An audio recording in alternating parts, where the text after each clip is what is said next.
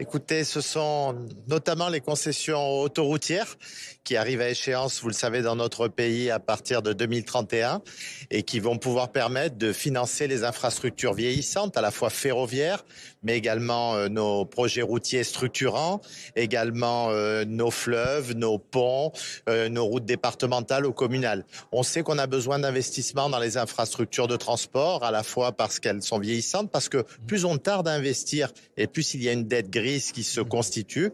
En tout cas, ce matin, ça a été un moment fort pour le secteur des transports dans notre pays. C'était très attendu. C'était très attendu. C'est le fruit d'une conférence que j'ai menée avec 150 acteurs du secteur des transports, des parlementaires de tous bords, des entreprises, des associations qui ont porté un certain nombre de propositions. Et la plupart de ces propositions sont reprises dans le projet de loi. Donc, quelque part aussi, et c'est à une signification, ce projet de loi est né au Sénat parce qu'en tant que sénateur, vous en souvenez, j'ai eu l'occasion souvent de parler de ces sujets. Parmi les mesures, il y a, pour financer précisément ces travaux, il y a une mesure qui fait parler notamment l'indexation automatique des tarifs. Qui vous fait parler, qui fait parler les journalistes. Mais qui vont peut-être faire parler aussi les Français. Non, parce pas que du c'est tout. l'indexation automatique sur l'inflation. Vous pensez bien que ce ne sont pas les Français qui pourront, avec leur titre de transport, financer 4 milliards et demi par an.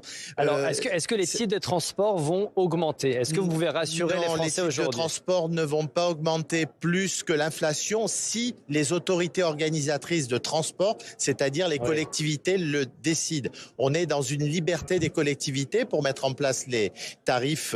Je rappelle quand même que dans notre pays, on est le pays en Europe où les tarifs, la part de l'usager sont les plus faibles et beaucoup plus faibles que dans les années 70 où en gros, je dirais que l'usager des transports finance 20 à 25% maximum de son titre de transport. Le reste, c'est pris en charge soit par le contribuable, soit par la dette, soit par les entreprises. Donc pas d'augmentation. On souhaite simplement des titres de transport pour les Français. stabiliser ce niveau de participation de l'usager. Il est normal que l'usager finance, mais d'un autre côté, le plus important, c'est de faire appel aux sociétés autoroutières qui ont amorti leurs investissements supporter la charge et qui vont supporter la charge de manière solidaire et volontaire.